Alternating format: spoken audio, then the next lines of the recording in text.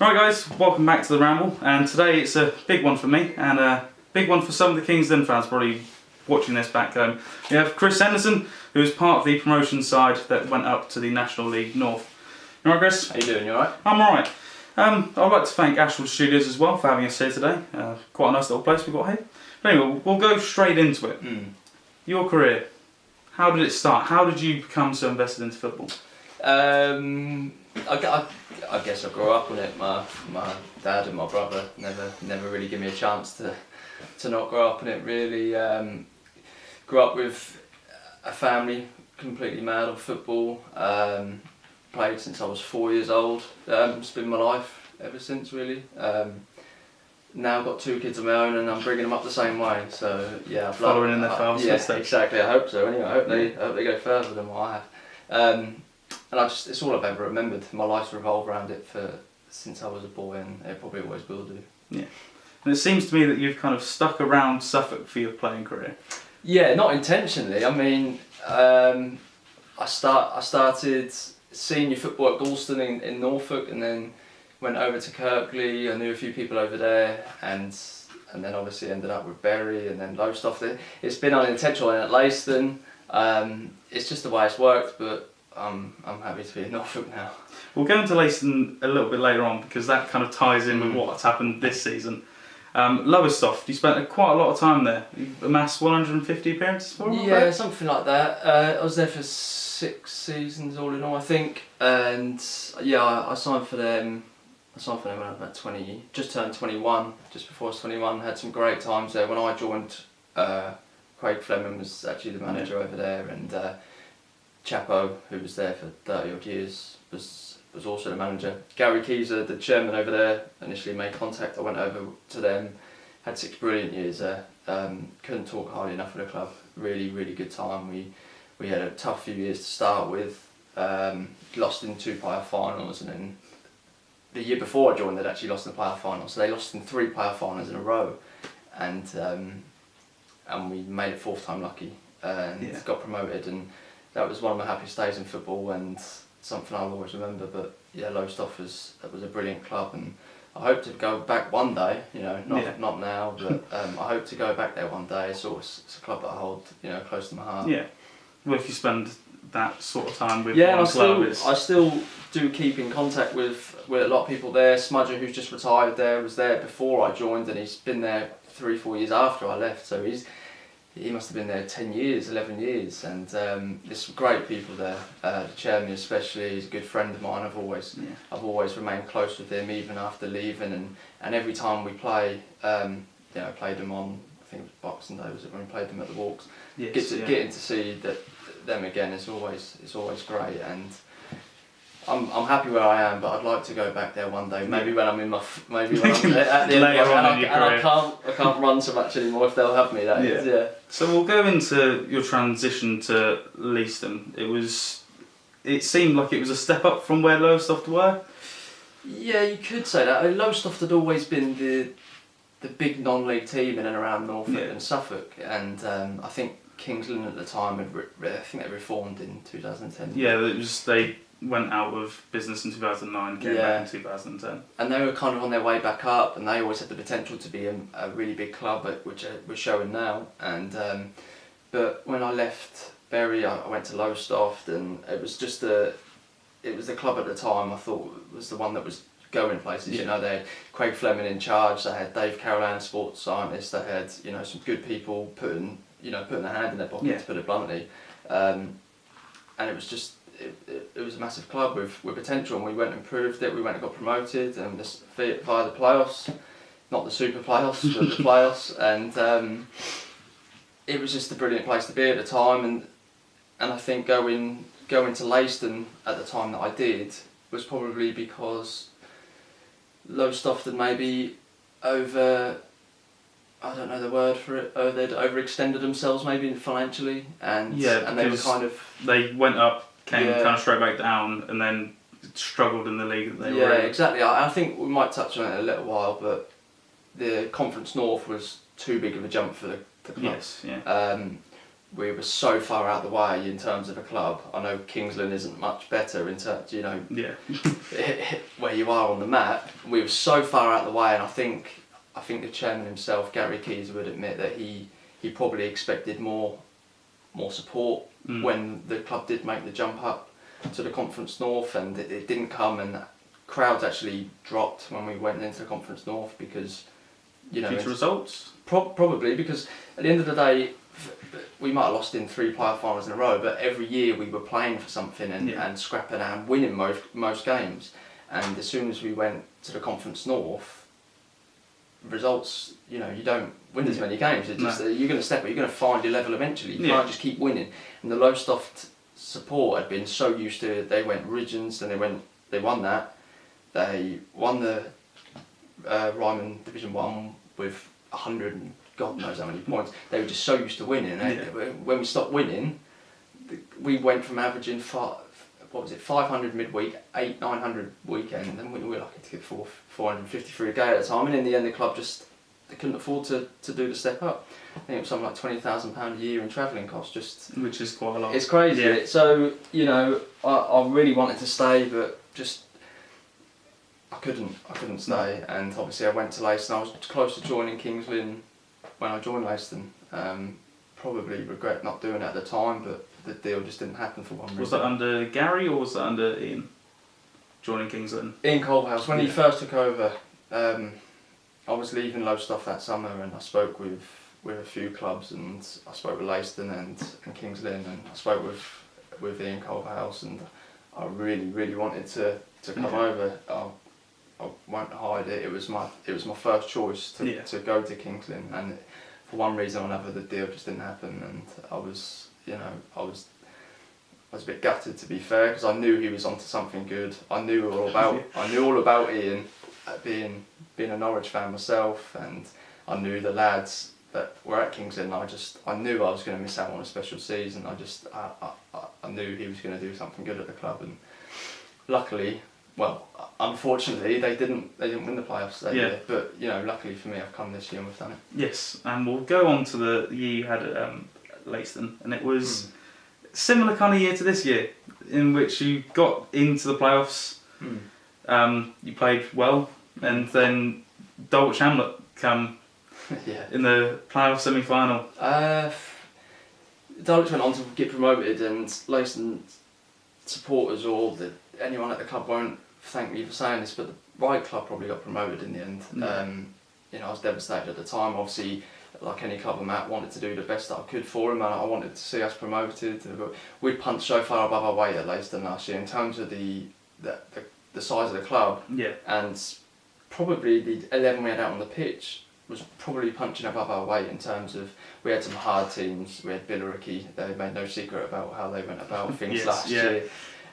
Dulwich, who are a massive club. We played them away in the playoff semi-final, and I've not heard noise like that from a non-league crowd in my life. There was thousands of people there, and like I said, we punched above our weight for a season, and unfortunately now they seem to have slid back to probably where they would belong. Probably mid-table. Do you know what I mean? Yeah. I never like to see them get relegated, but if they wouldn't have had so many points on the board earlier in the season, they would have ended up relegated, because they finished 4th bottom, I think, in the end. But they're not a massive club; they're a small town. I think Glenn Driver and Tony Kinsella have done a great job over there, and I just hope that Broads and Head do a good job over there as well, because they've got a big job on their hands. So coming into Kings Lynn, we've got Ian Colbahouse as our manager again. Yeah. But you weren't signed under them. You were signed under the joint managers of Neil Fright and Bobby Back. Yeah, it was weird, because obviously meeting with Ian last summer and speaking with him numerous times, and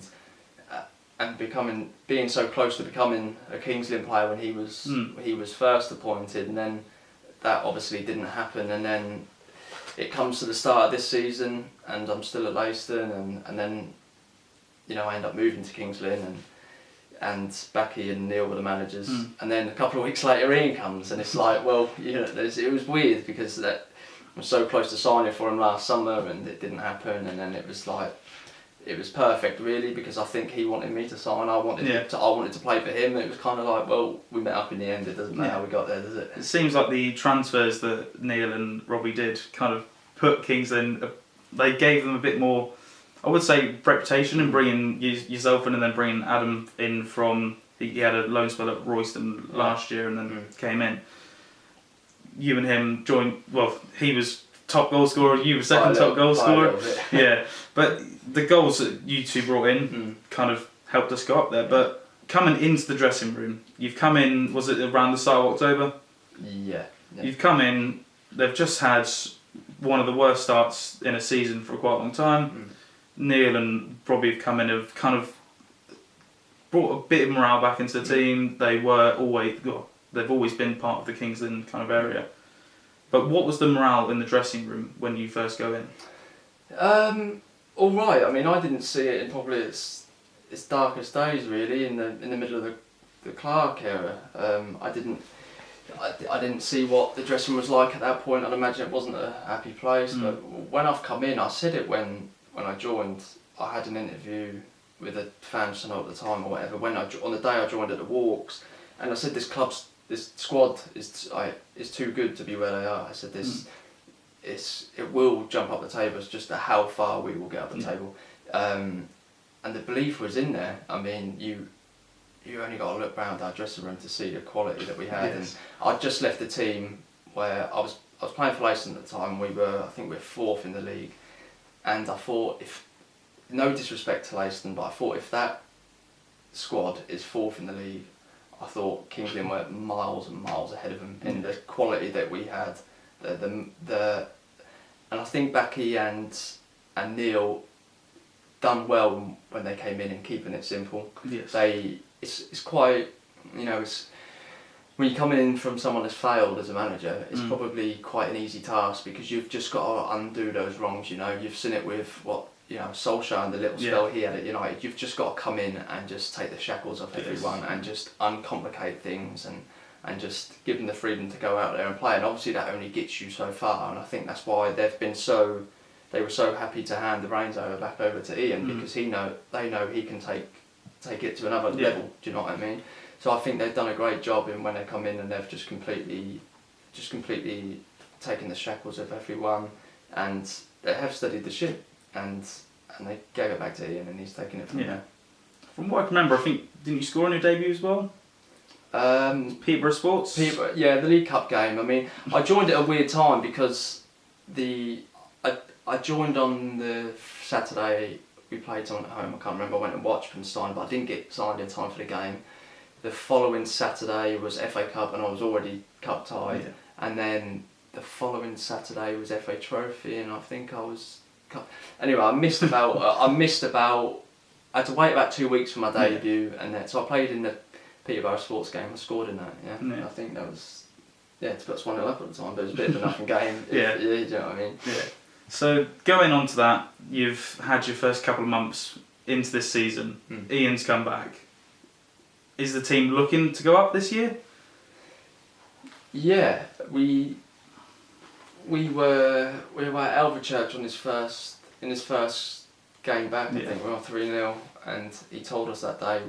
He said we're hunt down Kettering. That's what we want to do. We want to go and I think he gave us something to go and aim at, and we had the bit between our teeth, and he just basically told us, if you get momentum, it's hard to stop, and we did. We went out there, won the game comfortably 3-0, and I think we went on a run where probably drew too many games. In the end, I think that cost us probably having a chance of winning the league, which sounds crazy considering where we were.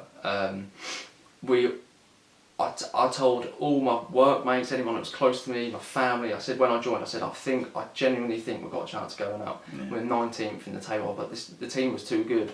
Whether they would have signed me or I think Mazza helped quite a hell of a lot. I'm not saying it because I signed or he signed, but when I signed, Mazza hadn't signed yet, and I said there's too much quality in here. I said we'll at least make the playoffs. And it was kind of a given, really. I mean, we used to talk on the way to games and on the way back from games, and we'd talk about the playoffs, and when we were 12th in the table, and it was just everyone. We get a bit stick, the players, for being maybe a bit, and supporters are maybe a bit arrogant, we maybe think we're. But we just always had belief in our team. It was on the day. It was more optimism of trying to get the club to where it should be. Exactly, and I think all you got to do is walk in the stadium, and you can see that it's got potential to go further. And I just, as a group of players, we never stopped believing that we'd at least make the playoffs, and that's probably why we looked so disappointed when we played Kettering at home in December, because we drew the game. Probably no one else thought it, but we thought as players when the final whistle went and we drew, we can't win the league now. Yeah. We were desperate to go and get them, but I think he gave us that to aim at, and that just kind of. And if you look at that time in the season, when we realistically couldn't win the league, we actually went on a bit of a bad run. And I remember going to training, we had a talk, and we said, like, why have we stepped off it? And I think Aaron Jones brought up. He said, well, maybe it's because we can't win the league, so we've kind of like stepped off it a little bit. Yeah. And it was quite a complex situation, because we were so confident that we could just win every game. We honestly did. I've never known a group of lads be so confident in themselves, and sometimes we just portray as arrogance, which isn't right. So I started coming to the games. I'm trying to think, the first game I went to was Hales Owen at home, and I have to say that was one of the worst performances from an away side I've seen. Not to put any downs on Hales Owen fans, but that was pretty bad. Oh, what, the 3-0? The 3-0 at home, it was pretty much done by half time. It was disappointing, because as a game, I wake up on a Saturday and I look forward to having a game of football, and they came and it was pretty anti-football. I'll give you that. They kind of tried to sit back, and I think I only recorded them having one shot on goal. I remember saying I think it was Jar, about 10 minutes in, I said, what's going on here? Like, they literally sat 8 people behind the ball, 9 people behind the ball. And they had that one, I think it was the tall striker that came on, tried to rustle up a few people, but that was pretty much all they had to offer. Yeah, a lot of teams did it, sat back, but they probably offered the least out of everyone we played. Bedworth away, but no disrespect to these teams, but I just thought they might come no one expected them to come and beat us. Yeah, I think going away to the Walks, the kind of fans that we've now seen with the playoff final, super final, we've seen that we can bring a few fans. Yeah. I think it was more or less come to a club that looks like they were going to try and destroy you, but trying to keep it to a lower scoreline as they could. Yeah, it's frustrating, but you can only beat what's in front of you. I think we've done it comfortably that day, haven't we? Yeah, so it was. We do like it when the manager said to us as well. We said this in the playoffs. Teams can't come and do that. They have to go and win. You can't sit out for a draw. And when teams come at us, maybe they do look at that, because when teams do try and play us at our own game, or they try and press us high, or whatever, we brush quite a few teams aside. So it's their prerogative, isn't it? They can play however they want to play. But that was a terrible performance that day. It was. Going to the next big, I would say big moment of the season. 1-0 down at home, Needham Market, mid-table side. Probably if they added a few more players, probably would be able to push up to the playoffs. You're 1-0 down. Pedro comes up for the corner. A lot of the fans, when the ball went out for the throw-in afterwards, after the corner, was saying that it shouldn't have gone out. I think there's a lot of. I don't think Kingsland fans will enjoy me saying this, but a lot of people don't like Clunan. And I have no idea why. I've said it a few times that he does need to get stuck in a little bit more. Oh, yeah. But it goes to that, 94th minute, ball comes in, Pedro goes up for it, Macaulay scores. Well, he nicks it off him. Yeah. And the crowd did go a bit mad, because in my eyes, having that goal go in brings the momentum for Stourbridge away. Yeah, possibly, yeah. Needham was a bad performance, really, at home. It was a relief to get that goal. It was a weird feeling, because I didn't know what the goal done for us at the time, really. I think if Stourbridge would have won that day, I think we might have been out. Yeah, they drew 0-0, I think. Yeah. So it was a bit weird, because I was celebrating the goal, but I was like, well, if Stourbridge have won, we've we've kind of thrown it away ourselves, In the crowd where we stand, it's normally we stand there, and then all of the singing fans come down to that side, and there was a few of the old boys behind us that kept on checking that score. Yeah. And we're like, if Stourbridge draw, we're fine here. Yeah. Even if we do then drop that 1 point against them, it's like we're still fine. We're still then in the hunt. And then goes to a week later. You've got probably about 3.5 hour, 4 hour drive to Stourbridge. You've got time to process what is now about to happen. It's a fight for second, home semi-final, home final, and then whatever happens in the super final happens. Stourbridge away, Mazza scores. And you could see what it meant to you lot. Yeah. And it was you that started off that move. Yeah. Passed it, great pass to Barrows, yeah. and he crossed it in, great finish. But to the players at the end of that game, you could see what it actually meant to the team. Yeah, we were desperate to get second. From the moment we probably knew ourselves we'd make the top 5, that we were desperate to get second. It was weird because we always had the super playoff, whatever the hell that was, in the back of our minds, and it was like any other year we knew second place, you win your 2 home games, you go up. A bit different this year, that we always knew that realistically we'd be playing away in the super final. But Stourbridge away was a great day, and I think we thoroughly deserved a win on the day. I've missed a sitter with about 10 minutes left to wrap the game up. And I think I did get that on record. I don't think I put it in the video. Yeah, keep that off.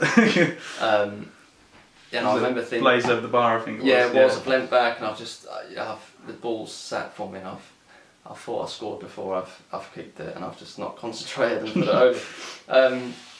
We knew how big it could be to play up both playoff games at home. I don't think we've lost at home since September. It has been a long period. There's been games where it looks like you're going to lose at home, and then you get like the draw or a win. We've scored some late goals, but we just thought no one's going to fancy coming to the Walks, are they? And it did prove with the 2 playoff games. We always knew that the third one would be a bit of a lottery, like the super final. We could have been at home to 2 teams or away to. We just didn't know, but we had to just take care of what we could take care of.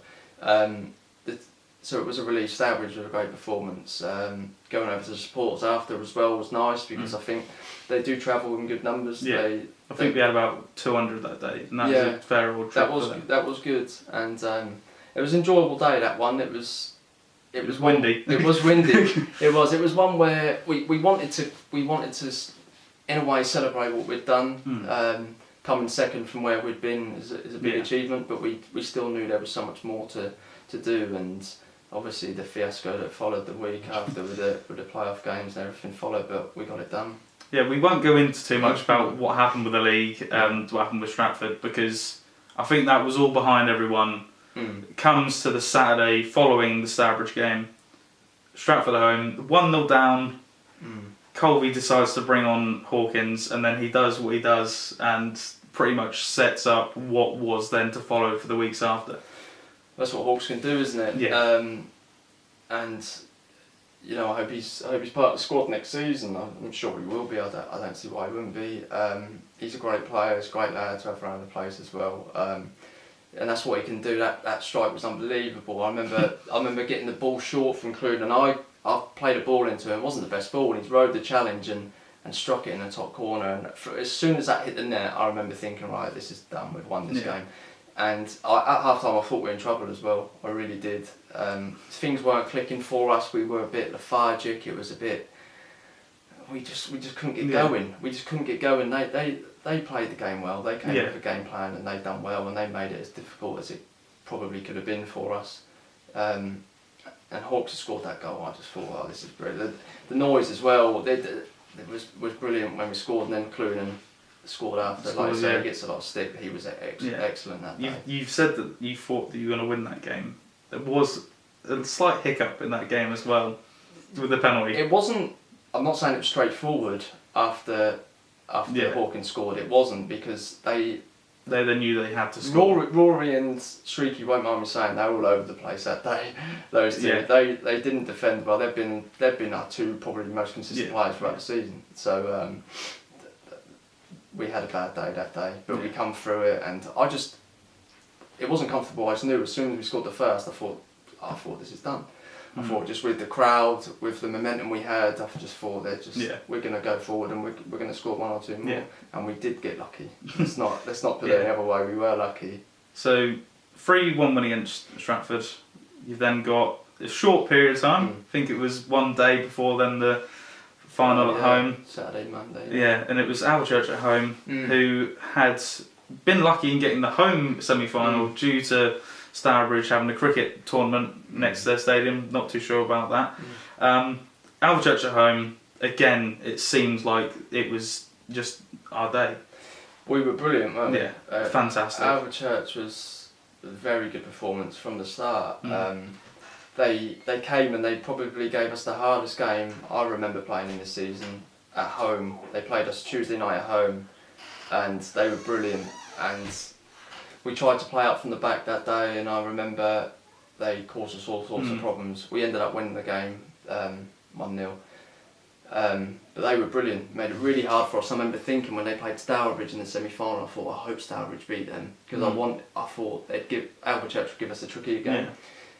And the gaffer, Culverhouse, has said to us before, he said they've caused us all sorts of problems with their pressing.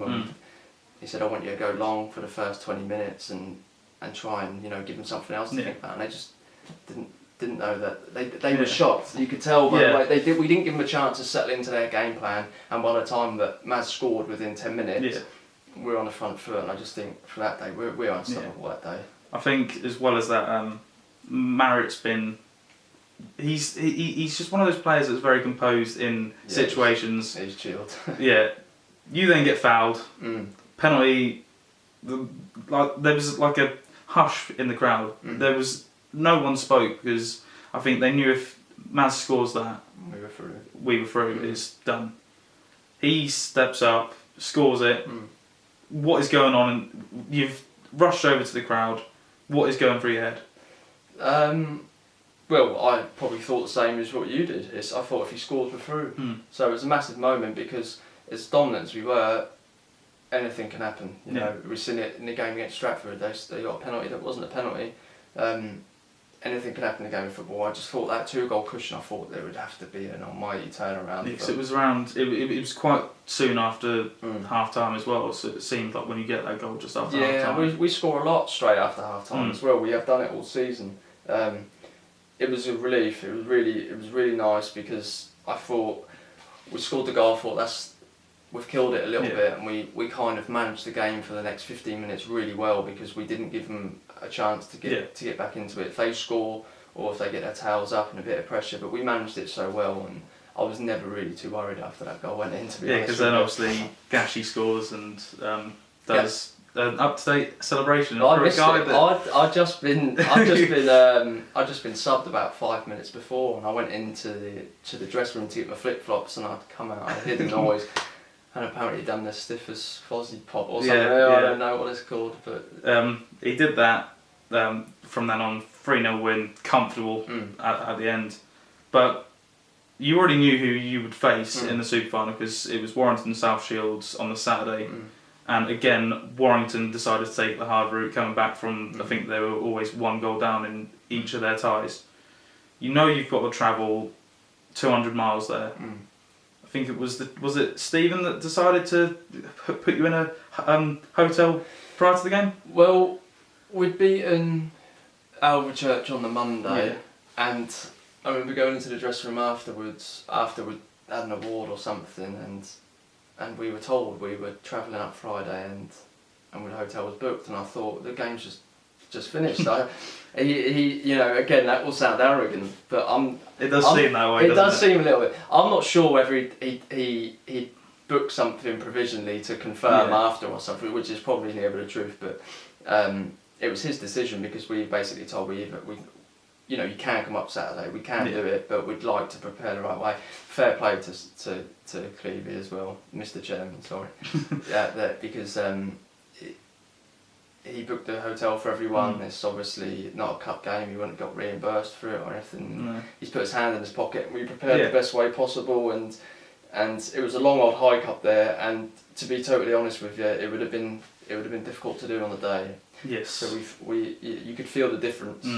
Because the fans set off from King's Lynn about 8:30, so well, we would have had to stop on the way. And to get your legs going after being on a coach that long. It's not. We had a nice. It felt bad for us. Yeah. All the lads had a nice lay-in. No kids waking them up at 6 in the morning, and we all had a little dip in the pool in the morning, something nice to eat, and it just, I mean, it felt like we prepared right, and there's no guarantees that pays off for you. So I was happy for the chairman that he got what he deserved as well. So going to that playoff final, super final, whatever you want to call it, I was on the quiet coach. There's a lot of videos coming across to us of coach number 1, as they were called. A lot of fans were believing at 8 in the morning that it could be done. Mm-hmm. Then we kind of get into the conversation of like it could be a repeat of last year. We get there, we decide to put ourselves in one stand. We thought it'd be easier for all the singing fans to be in one stand. Game starts, Richard scores early on, and for me, it was a good moment, but I thought to myself, is that too early? Mm-hmm. It kind of seemed like you all shut off after that. Yeah. It seemed like you kind of thought it was there to be done. A little bit. I thought we started the game really well. Even before Richo scored, I thought we started really well, and we kind of got the ball down a couple of times, and we were passing it well. And I remember thinking, this is quite comfortable. So I think it was before then Maz got booked for diving, and I've seen pictures of it. I think was that a 1-1? I don't know. It was either just after they scored, but I've seen pictures. I think Ian Burt took a picture of that exact moment, or it could have been a crowd, where you could see the contact on the leg, and it seems like that kind of felt like it wasn't I think there. when things like that happen, you always have a word in the dressing room, and it's like he'll always go out and tell people it was a pen, and you know, a word of him in his ear, look, was it a pen? And he'll tell you if it's not, and he said it was, and it looked a penalty from where I was standing. It was a big call to make from the ref, because I'd been booked in the final against Albion. Yes, in the first half, that was a penalty. So we'd been done twice in the playoffs for that.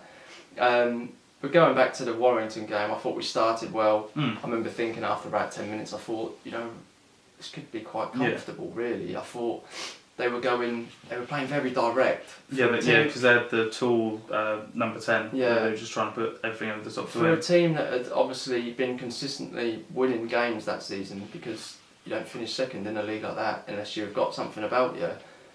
After 10 minutes, I thought, I expect more from these.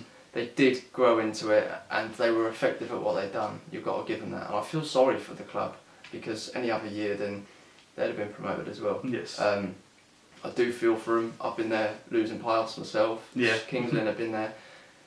But I think we deserved it, really. On a personal note, I didn't have the best game. Because you were kind of, I think you brought up before it all kind of kicked off again, weren't you? I was. It really didn't matter to me on the day. I played my part in the season, and it was almost like if I wasn't contributing, I kind of wanted to. I didn't want to be taken off, but I just wanted the best for the team that day. I didn't care about, maybe scoring a winning goal or, being the best man on the pitch. I just wanted to get it done. Just trying to think if he came on for you. Was it Harry came on for you? I think it was, and he done really well. Yeah. Limmy come on, and fair play to him. He it's hard to come on in a game like that as well, because people can see that maybe sometimes you haven't caught your breath yet. You get on the pitch and everyone's like, well, you just come on. But sometimes it's hard. Literally went for everything. Yeah, he was brilliant. Yeah, I think it was because he had quite a spell where he wasn't in the team. I think he went on loan a couple of months. Comes back in, has that performance. Kind of brought a different dimension to the team. It seemed like he kind of gave energy to the attacking players.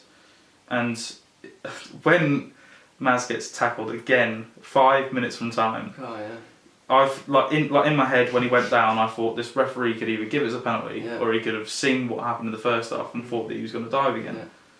Looking back at it, clear as day penalty, goes to the back of him. Us in the crowd were like 5 minutes from either staying in this league or potentially going up. I've seen what it meant to Colvals at the end, but when that penalty goes in, again, other people on the bench saying that this is it. No, they're not. But there were celebrations, and I'm not usually one to celebrate prematurely, or usually if you score to make it 2-2, you still know you've got a job to do. But I did feel like when that went in, because with 10 minutes left, I thought it was done. I really did think I just couldn't see a way back for us. Warrington were making it hard for us to play any football. We weren't getting any luck in the game. And I just thought, looking at the game, I thought we can clearly see with a better footballing side, but it's just not happening for us. It was a devastating feeling, because you sit there as a player and as a supporter or whatever, and I just think that we've worked as a group for people that started in pre-season have worked 10.5 months, and it could all be for nothing. And that's just the way football is sometimes. When the whistle goes, it's done. You know, and I just thought it would have been a devastating feeling. But when the penalty got given, I just thought, who better to take this? Because he wouldn't have felt 1 ounce of pressure, I don't think. I think it also helped that goal went in because the crowd then flipped. You had the Warrington fans in that little corner who were singing constantly after they went 2-1 up.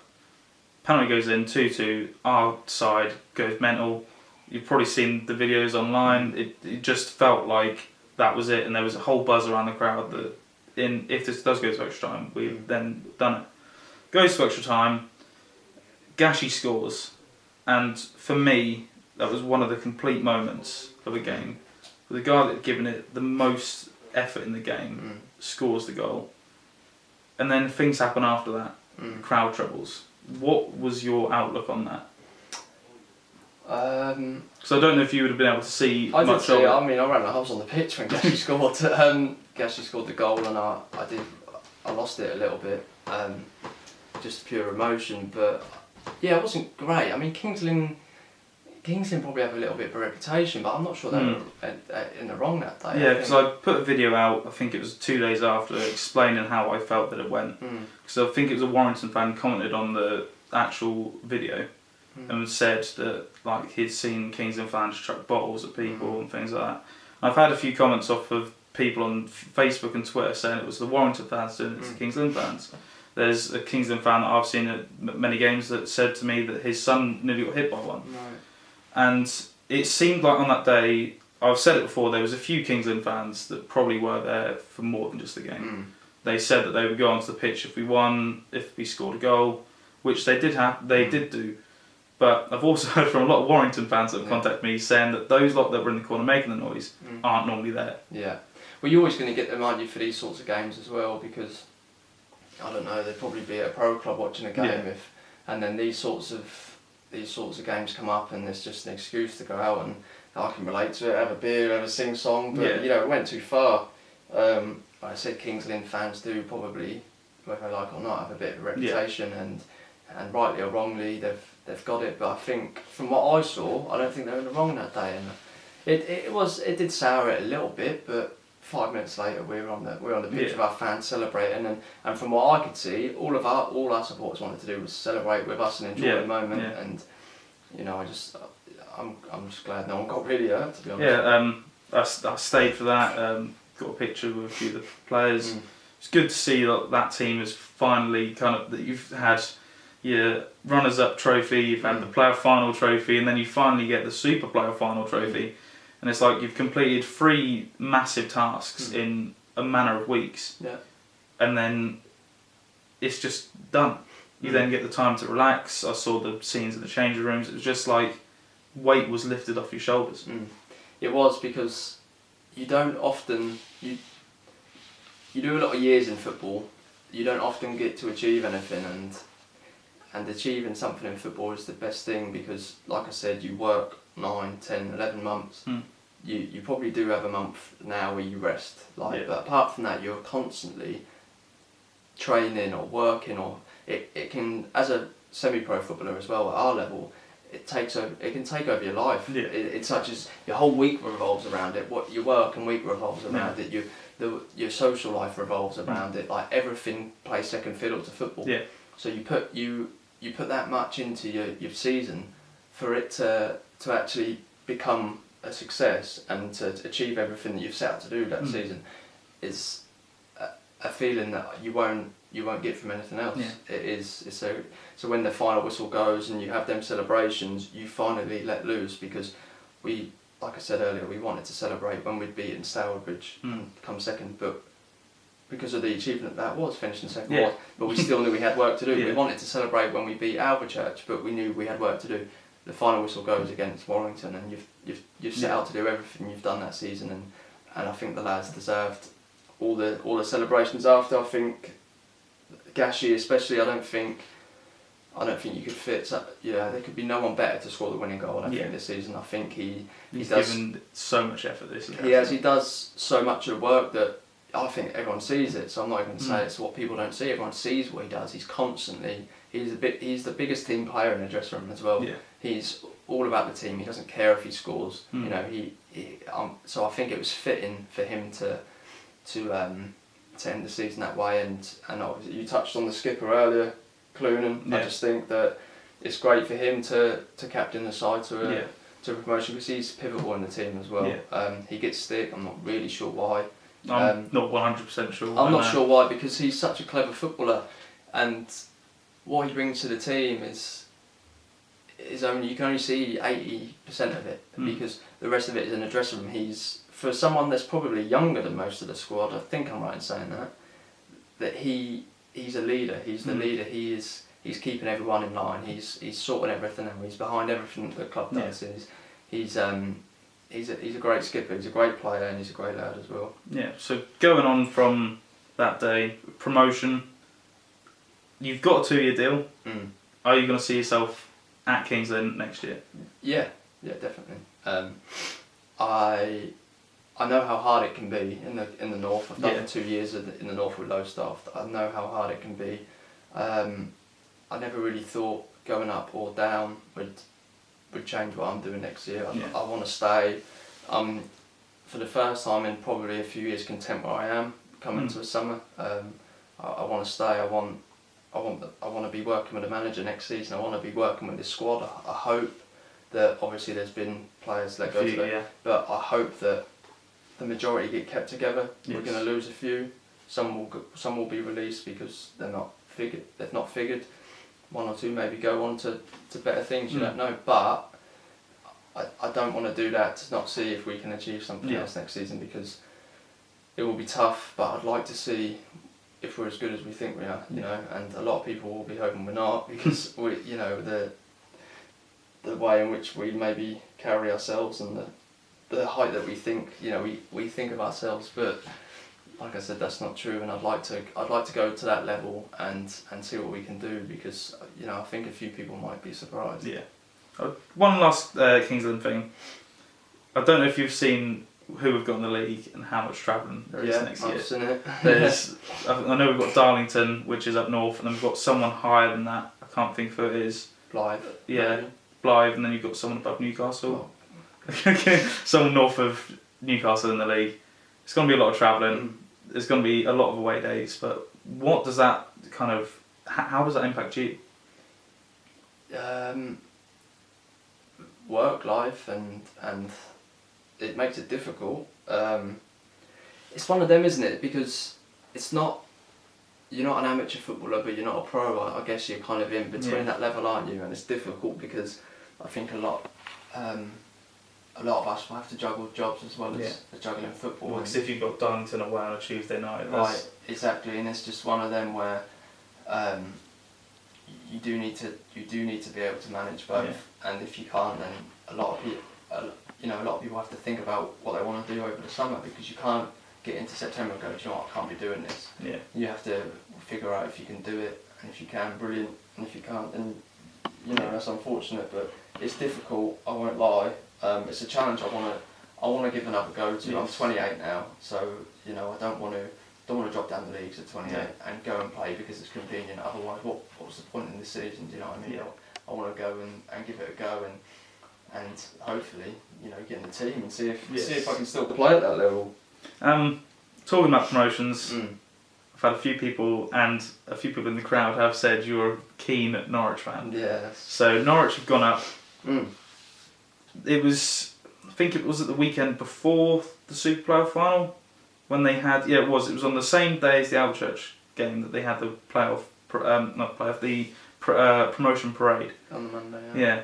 So your fan team, your supporter team go up, and then you go up in a season. That must feel good. It's honestly like a dream, I'm telling you. I used to tweet every Saturday, up the Lynn, up the city, because we just kept winning every week, both teams. Yeah. Ever since I joined Kings Lynn, we'd been on this upward curve with winning most weeks, and Norwich went from 16th, 17th in the league to the top, and it was like, it was incredible, because last year was come out, game. You look at Norwich had lost again with 6, and it was just one of them you could never see it coming. With Kings Lynn, it was less of a surprise because I knew how good we were, but with Norwich, I thought we were terrible, and then all of a sudden didn't start off that well. Well, I went to the Norwich Ipswich game at Portman Road in September, I think it was. Yeah, it was the start of September. And I remember walking out there thinking, if we finished 18th, I'll be surprised because we were terrible. And then after that game, we went on this run, and I just couldn't get my head around it. And I remember just going to game. I get to every game I can, Friday nights if I can, Tuesday nights or whatever.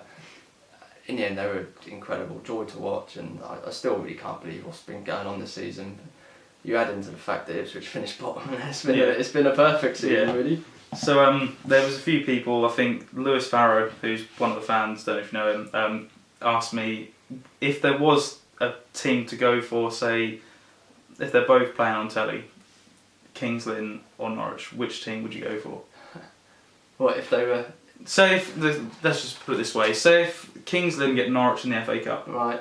You're playing against the team you support, yeah, but you're playing with Kings Lynn, how are you then feeling? Oh, I'd want to beat them. Definitely, yeah, definitely. That's always been my dream, to play against Norwich in the FA Cup. So now they're in the Premier League, then it probably won't happen. But I remember a couple of years ago, Norwich were in League One, so they came in the first round proper. Yeah. When I was I think I was at Lowestoft at the time. It was in 2010. So yeah. Yeah, so Lowestoft up there, and I remember thinking, if I get a good draw, in the FA Cup before we could get Norwich. But yes. Yeah, I'd love to beat them. So we've spoken about Kings Lynn next season, Norwich next season. What do you think's going to happen with them? Well, there's going to be a few hammerings in there, isn't there? Yeah. I mean, you look at Man what Man City City done the other day. So what? Yeah. I always say the best thing about the Premier League is getting there. It always is. There's so much fun, winning every week and being the best team in the league. But actually staying there can be quite dull. It sounds bad. It really does. It's normally the first couple of seasons, teams are trying to find their feet. Yeah. Your Brightons, your Bournemouths, but now Bournemouth kind of trying to step up a little bit. Yeah, it's difficult. But the game's gone crazy since even though I was winning it last. It's even elevated more, and you just can't compete with the top 6 anymore. So you finish anywhere above 18 if you've done well. Okay. Last question, from your point of view, player of the season for Kings Lynn. Adam Murray. Goal of the season. For anyone? No, Kings Lynn. For Kings Lynn, goal of the season. Rory McCauley away at Needham Market overhead kick.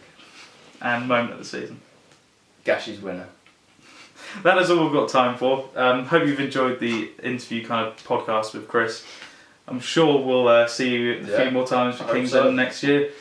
Let's hope that Kings Lynn stay up next year. I know it's going to be quite a tough battle, but that is all we've got time for. Thank you very much for watching.